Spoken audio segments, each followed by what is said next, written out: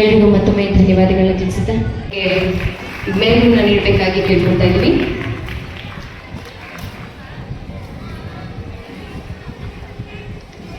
ಕೊಡಿ, ಹಂಗೆ ಇಸ್ಕೊಂಡು ಕೊಡಿ ಪಕ್ಕ.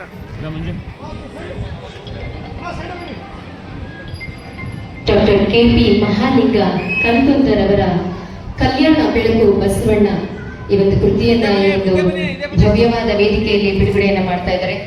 ತಾವೆಲ್ಲರೂ ಒಂದು ಬುಕ್ಕನ್ನ ಕೃತಿಯನ್ನ ತೆಗೆದುಕೊಂಡು ಓದಿ ಅಂತ ತಮ್ಮಲ್ಲಿ ಕಳಕಳಿಯಾಗಿ ಮನವಿ ಮಾಡ್ಕೊಳ್ತಾ ಇದ್ದೀನಿ.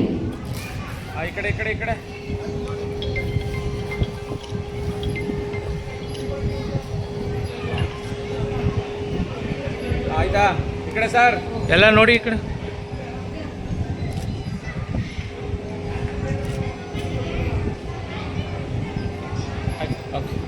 ಈ ನಾಡು ಕಂಡ ಶ್ರೇಷ್ಠ ಲೇಖಕಿ, ಅಂತಾರಾಷ್ಟ್ರೀಯ ಬೂಕರ್ ಬಹುಮಾನ ಪ್ರಶಸ್ತಿಯನ್ನ ಪಡೆದು ರಾಜ್ಯಕ್ಕೆ ಒಂದು ಕಳಶಪ್ರಾಯವಾಗಿರುವಂತ ಶ್ರೀಮತಿ ಬಾನು ಮಸ್ತಾಕರ್ ಅವರೇ,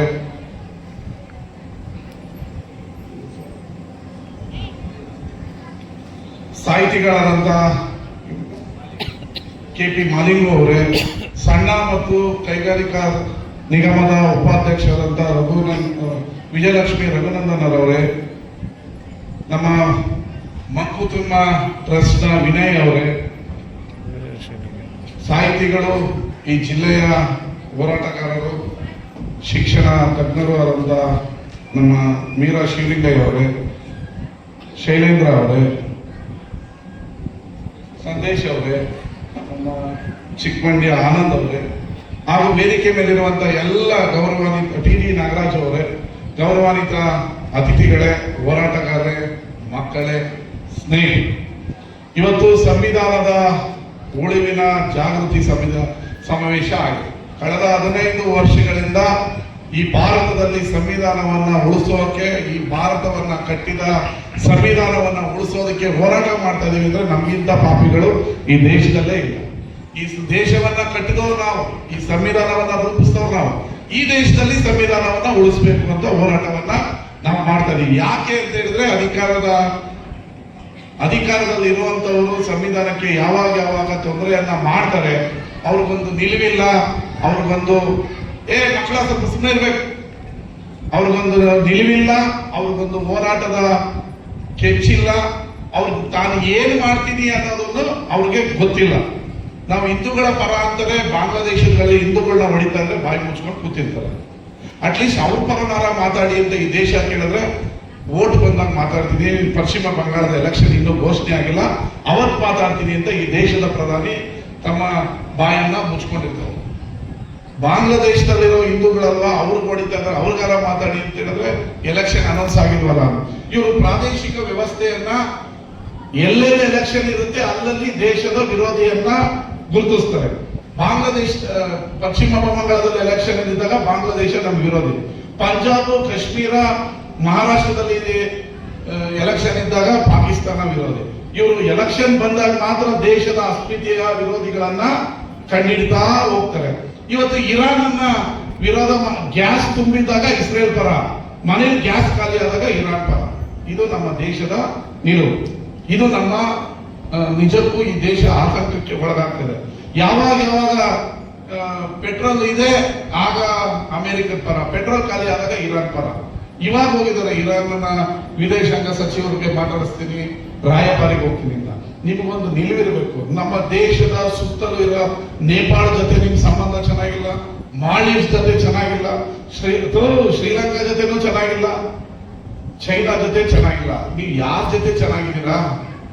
ರಷ್ಯಾ ನಮ್ ಕಷ್ಟ ಬಂದಾಗೆಲ್ಲ ಕೈ ಹಿಡಿತಾ ಇದ್ರು, ಪೆಟ್ರೋಲ್ ಅರ್ಧ ರೇಟ್ ಕೊಡ್ತೀವಿ ಅಂದ್ರು. ಅಮೆರಿಕದವರು ಎದುರಿಸುದು ಅಂತೇಳಿ ಅವ್ರ ಜೊತೆ ಪೆಟ್ರೋಲ್ ತಗೊಳ್ಳಲ್ಲ. ಈಗ 20% ಜಾಸ್ತಿ ಕೊಟ್ಟು ರಷ್ಯಾದ ಹತ್ರನೇ ಪೆಟ್ರೋಲ್ ತಗೋತಾ ಇದ್ದೀರಾ. ನಾಚಿಕೆ ಆಗ್ಬೇಕು ನಿಮಗೆ. ರಷ್ಯಾ ಅಳದು ನಮ್ಮ ಭಾರತಕ್ಕೆ ಬಂದ್ರೆ ಟಿವಿಲಿ ಹಾಕೋತಾ ಇದ್ದೀರಾ. ಮೋದಿ ಫೋನ್ಗೆ ಇರಾನ್ ಅವರು ಪೆಟ್ರೋಲ್ ಹಡಗನ್ನ ಬಿಟ್ರು ಅಂತ. ನಾಚಿಕೆ ಆಗ್ಬೇಕು. ಎಲ್ಲಿಗೆ ಹೋಗ್ತಾ ಇದೆ ಈ ದೇಶ? ವ್ಯಕ್ತಿಯನ್ನ, ದೇಶವನ್ನ ಧರ್ಮದ ಹೆಸರಿನಲ್ಲಿ ಯಾವಾಗ ನೀವು ಗುರುತಿಸ್ಕೋದಿರೋ ಆಗ ನಮ್ಮ ದೇಶಕ್ಕೆ ಆತಂಕ, ಸಂವಿಧಾನಕ್ಕೆ ಆತಂಕ 100% ಬರೆದಿಟ್ಕೊಳ್ಳಿ. ಇರಾನ್ ಯಾವತ್ತು ನಮ್ಮ ಮಿತ್ರ ದೇಶ, ನಾವು ಪಾಕಿಸ್ತಾನದ ಮೇಲೆ ಯುದ್ಧ ಮಾಡಬೇಕಾದ್ರೆ ಅಮೆರಿಕರು ನಮಗೆ ಥ್ರೆಟ್ ಮಾಡಿದಾಗ ನಮಗೆ ಪೆಟ್ರೋಲ್ ಕೊಟ್ಟವ್ರು ಇರಾನ್ ಅವರು, ನಮ್ಮ ಹತ್ರ ಅಕ್ಕಿ ಇಸ್ಕೊಂಡು ಪೆಟ್ರೋಲ್ ಕೊಟ್ಟವ್ರು ಇರಾನ್ ಅವರು, ನಮ್ಮ ಹತ್ರ ಡಾಲರ್ಗೆ ನಾವು ಕೊಡಲ್ಲ ಅಂದಾಗ ರೂಪಾಯಿ ಇಸ್ಕೊಂಡು ಪೆಟ್ರೋಲ್ ಕೊಟ್ಟವರು ಇರಾನ್ ಅವರು, ನಿಮ್ಮ ಪರ ನಾವಿದ್ದೀವಿ ಅಂತ ಯಾವಾಗಲೂ ಹೇಳಿದವರು ಇರಾನ್ ಅವರು. ಚಾಹರ್ ಬಂದರ್ ಅಂತ ಒಂದು ಬಂದರ್ ಇದೆ, ಆ ಬಂದರ್ ಚೈನಾದವ್ರು ಕೇಳ್ತಾ ಇದ್ರು, ಇಲ್ಲ ಭಾರತ ನಮ್ಮ ಮಿತ್ರ ದೇಶ, ನಾವು ಅವರು ಕೊಡ್ತೀವಿ ಅಂತ ನಮ್ಮ ವ್ಯಾಪಾರ ವ್ಯವಸ್ಥೆಯನ್ನ ವೃದ್ಧಿಸಿದವರು ಇರಾನ್ ಅವರು. ನೀವು ಏನಕ್ಕೆ ಯಾರ ಪರ ಇದ್ದೀರಿ ಅಂತ ಗೊತ್ತಿಲ್ಲ, ನೀವು ಅಮೆರಿಕನ ಎದುರಾಕೊಳ್ಳಿ, ಇಸ್ರೇಲ್ನ ಎದುರಾಕೊಳ್ಳಿ ಅಂತಿಲ್ಲ, ಆದ್ರೆ ಕರ್ಟೇಸಿ ತೋರಿಸ್ರಿ. ನಿಮ್ಮ ಮಿತ್ರರು ಕಷ್ಟದಲ್ಲಿದ್ದಾಗ ನೀವೊಂದು ನಾವು ತಟಸ್ಥ ದೇಶ ಆದ್ರೆ ನೀವು ಪರ ಇದೀವಿ ಅಂತ ಒಂದು ಸಂದೇಶ ಕೊಡ್ರಿ. ಗ್ಯಾಸ್ ಖಾಲಿ ಆದಾಗ ಮನೇಲಿ ಪಟ್ಕೆ ತಗೊಂಡು ಹೊಡಿತಾರೆ ಅಂತ ನೀವು ಇರಾನ್ ಪರ ಮಾತಾಡಬೇಡ್ರಿ. ನಿಮ್ಮ ನಿಲುವು, ಈ ದೇಶದ ನಿಲುವು ಏನು ಅನ್ನೋದು ಸ್ಪಷ್ಟತೆ ತಗೊಳ್ಳಿ. ಎಲೆಕ್ಷನ್ ಬರುತ್ತೆ. ನನ್ಗೆ ರವೀಣ್ಣರವರಿಗೆ ಗೌರವ ಸೂಚಿಸ್ತಾ ಬಾನು ಮುಸ್ತಾಕ್ ಮೇಡಮ್ ಅವರು ನಮ್ಮ ಕಾರ್ಯಕ್ರಮಕ್ಕೆ ಮಂಡ್ಯಕ್ಕೆ ಪ್ರಥಮವಾಗಿ ಬರಬೇಕಂದಾಗ ಏನಿವರು ಮಾಡ್ತಾರ ಅನ್ನೋದು ಧೈರ್ಯ ಮಾಡಿ ಕಾರ್ಯಕ್ರಮಕ್ಕೆ ಬಂದರು. ಅವ್ರಿಗೂ ಹಾಗೂ ಮೀರಾ ಮೇಡಮ್ಗೆ ಕಾರ್ಯಕ್ರಮಕ್ಕೆ ಸಹಕರಿಸಿದ ಮೀರಾ ಮೇಡಮ್ಗೂ ವೇದಿಕೆ ಮೇಲೆ ಎಲ್ಲರಿಗೂ ನಾನು ಸ್ವಾಗತವನ್ನು ಒಗ್ಗಟ್ಟಾಗಿ ಕೋರ್ತಾ, ವೇದಿಕೆ ಮೇಲೆ ಮುಂದಿರುವ ಎಲ್ಲ ವಿದ್ಯಾರ್ಥಿಗಳಿಗೂ ಶಾಲಾ ಶಿಕ್ಷಕರಿಗೂ ನಮ್ಮ 7 ತಾರೀಕಿನ ಎಲ್ಲ ದಸಂಸದ ಮುಖಂಡಗಳಿಗೂ ಹೃತ್ಪೂರ್ವಕವಾಗಿ ನಾನು ಮತ್ತೊಮ್ಮೆ ಸ್ವಾಗತವನ್ನು ಕೋರ್ತಾ, ನಾನು ಇಲ್ಲಿ ವಿಚಾರ ಏನು ಮಾತಾಡ್ತೀನಿ ಅಂದರೆ ಆಲ್ರೆಡಿ ಇಲ್ಲಿ ಎಲ್ಲ ಹಿರಿಯರಿದ್ದಾರೆ. ಹೆಚ್ಚು ಸಂವಿಧಾನದ ಬಗ್ಗೆ ಮಾತಾಡೋಷ್ಟು ದೊಡ್ಡ ನಾನಲ್ಲ.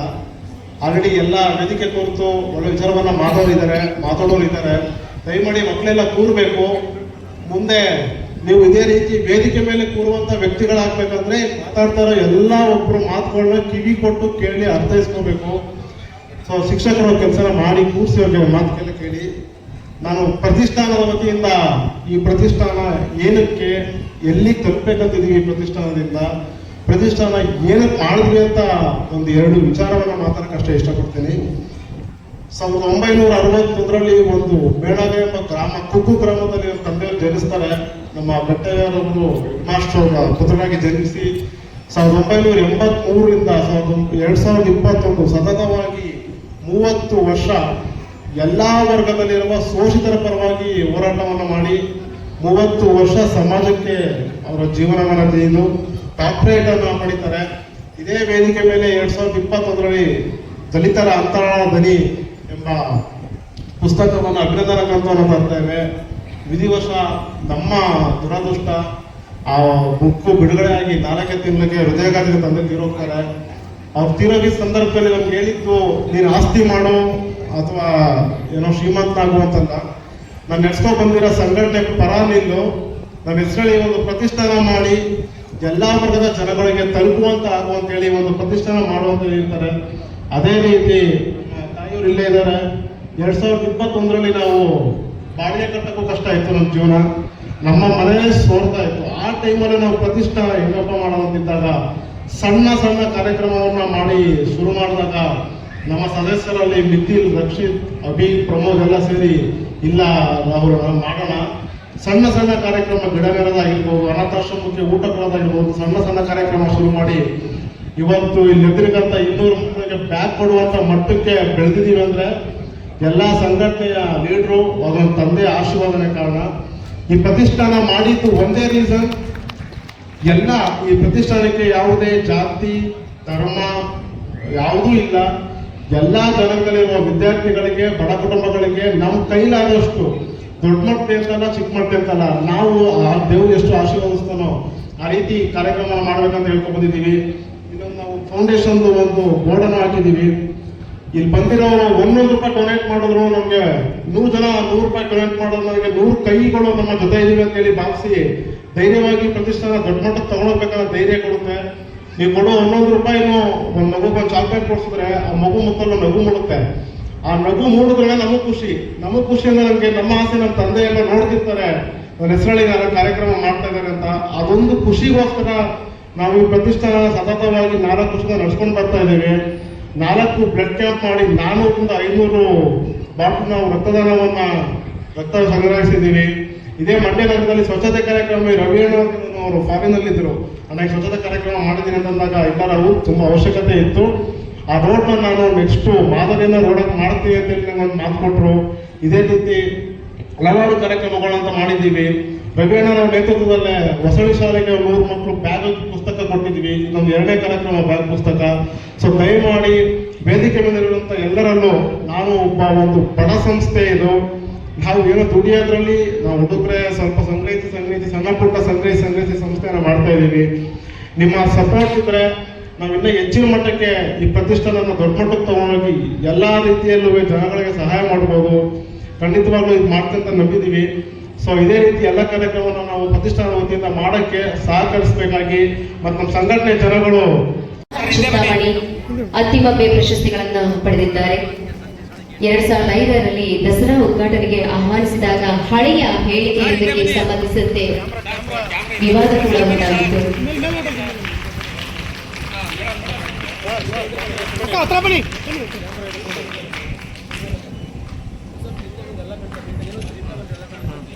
ರಾಹುಲ್ ಈ ಕಡೆ ನೋಡ.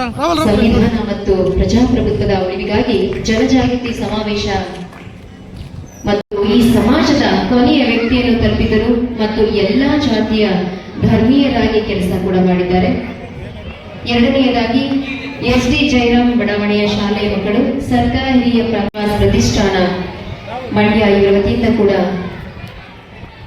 ಹಲವಾರು ಸಂಘ ಸಂಸ್ಥೆಗಳಿಂದ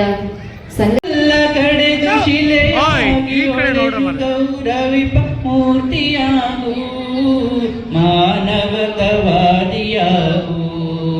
ಕಂದ ಕಂದ ಅಂಬೇಡ್ಕರರಂತಾಗು ಕಂದ ಕಂದ ಅಂಬೇಡ್ಕರರಂತಾಗು ಮಾನವತೆಗೆ ಹೊಸ ದಾರಿ. ಸಬ್ಸ್ಕ್ರೈಬ್ ಬಟನ್ ಮೇಲೆ ಕ್ಲಿಕ್ ಮಾಡಿ ಹಾಗೂ ನಮ್ಮ ಹೊಸ ವಿಡಿಯೋಸ್ ಅಪ್ಲೋಡ್ಗೋಸ್ಕರ ಪಕ್ಕದಲ್ಲಿ ಕಾಣುವ ಬೆಲ್ ಬಟನ್ ನಮ್ಮೆಲ್ಲ ವಿಡಿಯೋಗಳನ್ನ ಲೈಕ್ ಮಾಡಿ, ಶೇರ್ ಮಾಡಿ ಹಾಗೂ ಕಮೆಂಟ್ ಮಾಡಿ.